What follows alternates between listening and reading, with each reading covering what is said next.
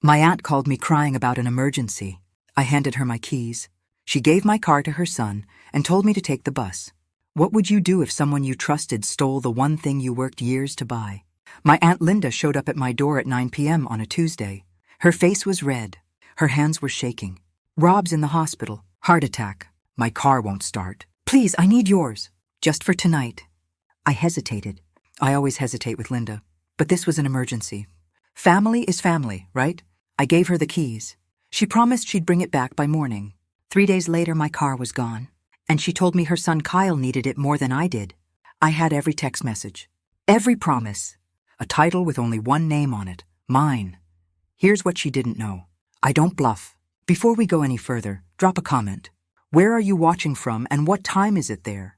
And hit that subscribe button. Trust me, you'll want to see how this ends. Let me take you back. I grew up watching Aunt Linda worship her son. Kyle was the golden child, the one who could do no wrong, even when he did everything wrong. Failed out of college? He's finding himself. Lost another job? The boss had it out for him. Crashed her car? It was an accident. He feels terrible. I was the opposite, the responsible one, the one who didn't need help. I worked 2 jobs through college. Morning shift at a coffee shop, night shift stocking shelves. I saved every dollar. I researched used cars for 6 months, read every review, checked every history report. When I finally found the one, I paid cash. $6,200. No loan, no co-signer. I signed that title alone. My name, my car. It wasn't flashy. It wasn't new, but it was mine. And Aunt Linda noticed. She started asking for favors. Small ones at first. Can you lend me $40 until Friday? Friday came and went. Can you cover Kyle's phone bill? Just this once. There was always a next time. I started screenshotting everything after she forgot about the $800 I loaned her. She called me petty. I called it evidence. I kept saying yes because that's what family does. That's what I was taught. I should have known better when her number lit up my screen that Tuesday night. But blood is blood, until it isn't. Linda's voice cracked when I opened the door. Please, I'm begging you. Rob's in the ER. They think it's his heart. I can't get an Uber out here in time. I looked at her. Really looked. She was scared. Or she looked scared. Okay, I said. But I need it back tomorrow morning. I have work. I promise. First thing. 7 a.m., I swear. I handed her the keys. She was gone in 30 seconds. Day 1, no car in my spot. I texted her at 6:45 a.m.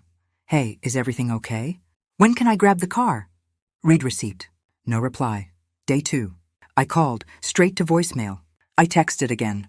Linda, I really need my car. I have a shift tonight. 3 hours later, she replied. Rob's fine. Car's fine. Kyle's using it. I read that line 5 times. I called her. She didn't pick up. I texted back. What do you mean Kyle's using it? I need it back now. Her response came fast this time. Kyle just started at the warehouse. He needs it for work. You live right by the bus line. You'll be fine. Stop being selfish. Selfish. The word sat in my chest like a stone. I called again. Nothing. I stared at my phone. At the empty parking spot outside my window. And I realized she never planned to give it back. I called Kyle. He sent it to voicemail. I called Linda 4 more times. Nothing. Then my mom called me. What's this I hear about you harassing Linda? Harassing? Mom, she stole my car. She didn't steal it. You gave it to her. And now you're making a big deal because Kyle needs it for his new job. You know he's trying to turn his life around. It's my car. It's just a car. Kyle doesn't have one. You're being selfish. That word again. I tried to explain. She cut me off. You've always been like this. Cold. You think just because you have a job and your life together, you're better than everyone. She hung up. 2 hours later, the family group chat exploded. Cousins I hadn't talked to in years were calling me heartless. One message stood out. Kyle's finally getting his life together, and you want to ruin it over a car? Wow. I opened Instagram. I don't know why. Kyle had posted a story. He was leaning against my car, smiling. Caption, new whip. Let's go. My stomach dropped. The next morning I missed my bus. The route had been cut. I showed up to work an hour late. My boss pulled me aside. You're on thin ice. One more time and we're done. I nodded. I couldn't speak. I went home that night and sat in the dark. I thought I'd lost everything. I couldn't sleep. I opened my phone and scrolled back to that Tuesday night. Linda's first text. Please, I need your help. It's Rob. My reply, is he okay? What do you need?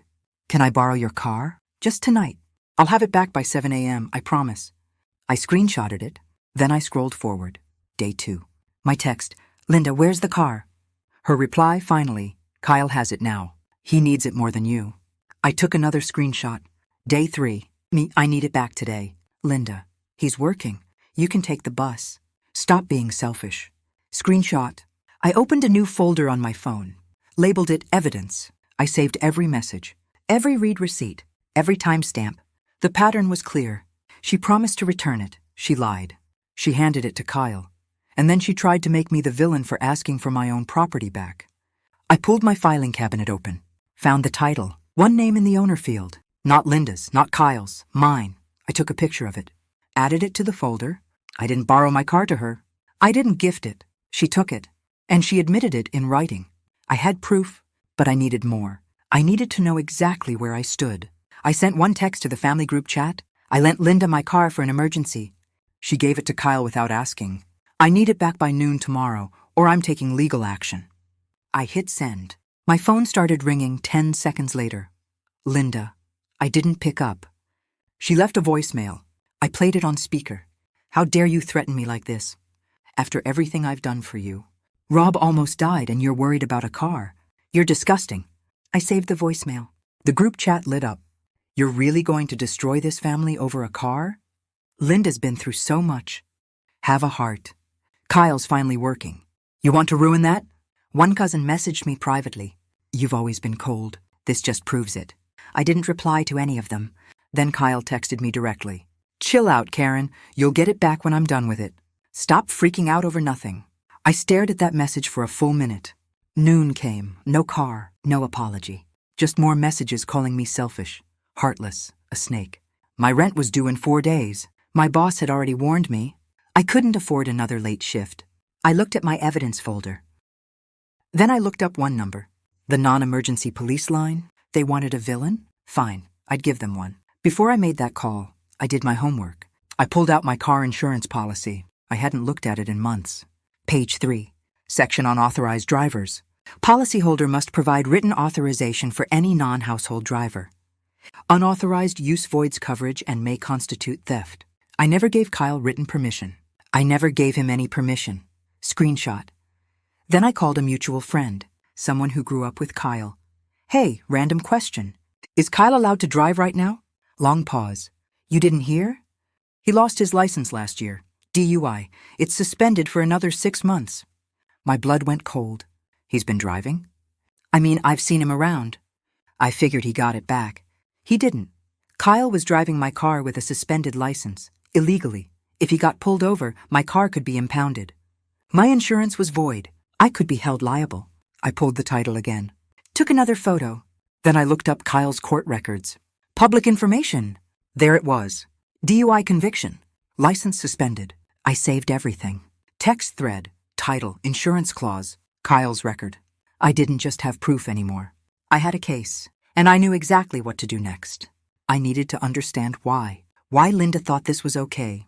Why she'd burn our relationship for Kyle's convenience. I called my mom one more time, off the record. Mom, why is Linda doing this? She sighed. She's terrified. Kyle's one strike away from losing everything. The DUI cost her thousands. She co-signed his last apartment and he got evicted. She's been paying his debts for 2 years. So she steals from me? She doesn't see it that way. She sees you as stable. Someone who'll be fine no matter what. Kyle's her son. She's trying to save him. I closed my eyes. I got it. Linda had spent Kyle's entire life bailing him out, covering for him, sacrificing everyone else to keep him afloat. And I was just another resource, another backup plan. She didn't see me as family. She saw me as a safety net for her son's mistakes. It wasn't malice. It was desperation. A lifetime of enabling wrapped in motherly love. But here's the thing. I understood her motive. I even felt sorry for her. But understanding didn't mean I had to accept it. Intent doesn't erase theft. I hung up. I opened my contacts. And I dialed.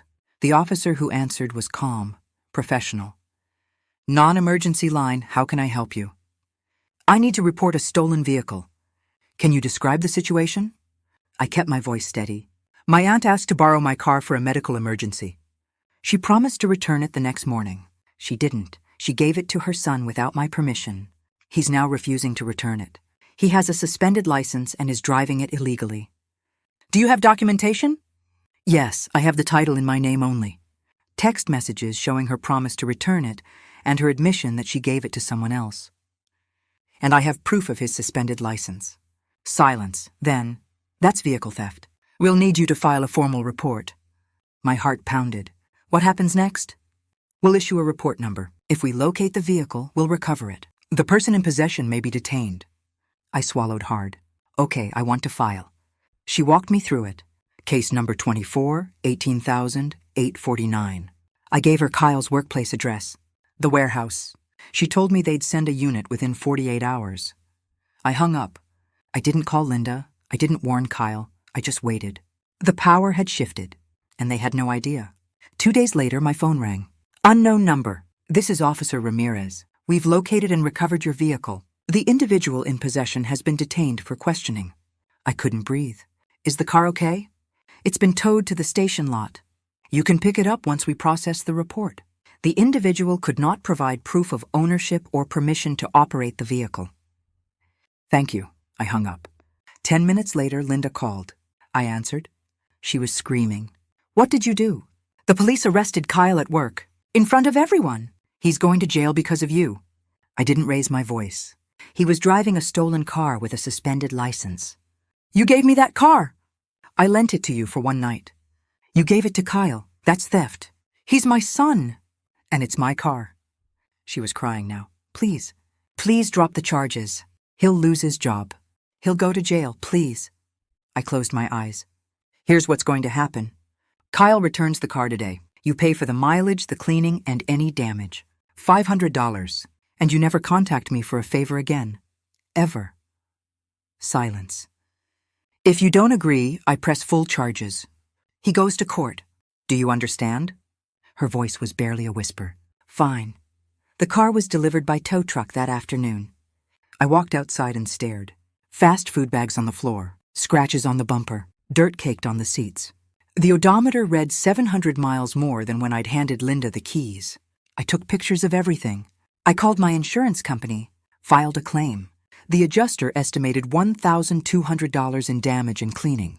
I sent Linda the bill. She didn't reply. So I filed in small claims court. I won. Kyle paid.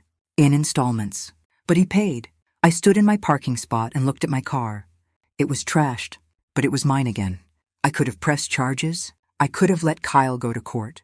Let him get a record. But I didn't want revenge. I wanted my car back. I wanted boundaries. I wanted my life. So I dropped the criminal charges on one condition. Kyle had to pay the full $1,200 in damages. And we had to do one session of family mediation. He agreed.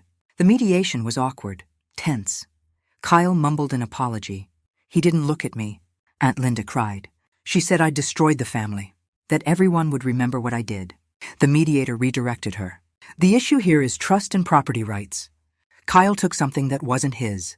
The owner is entitled to restitution. Linda didn't respond. Kyle set up a payment plan. $50 a month. It took him 2 years. But he paid every cent. I never got a real apology from Linda. Just one text, 3 months later. I'm sorry things went the way they did. That was it. I didn't reply. I went low contact with that side of the family. Some relatives reached out privately. They apologized. They said they didn't know the full story. Others never spoke to me again. I blocked Linda. I blocked Kyle. The group chat went quiet. I started seeing a therapist. We talked about boundaries, about guilt, about the difference between being kind and being a doormat.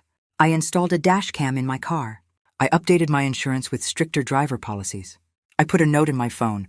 No is a complete sentence. 6 months later, I drove past Linda's house on the way to work. I didn't stop. I didn't slow down. I felt nothing. No bitterness, no anger, just distance. My car still runs. It's paid off. It's mine. The title's still in my name. It always was. Here's what I learned. Family isn't a free pass to take what isn't theirs. And setting boundaries isn't betrayal. It's self-respect. You can love people and still protect yourself. You can forgive and still say no. And sometimes, the healthiest thing you can do is walk away. So here's my question for you. Have you ever had to choose between keeping the peace and protecting what's yours? What boundary would you set in this situation? Drop your story in the comments. I read every single one. And if this story hit home, subscribe. There's more where this came from. One last thing. This story is a fictionalized dramatization. It's not legal or financial advice. Every situation is different, but your boundaries matter. Thanks for watching. And remember, your name on the title means something. Don't let anyone tell you otherwise.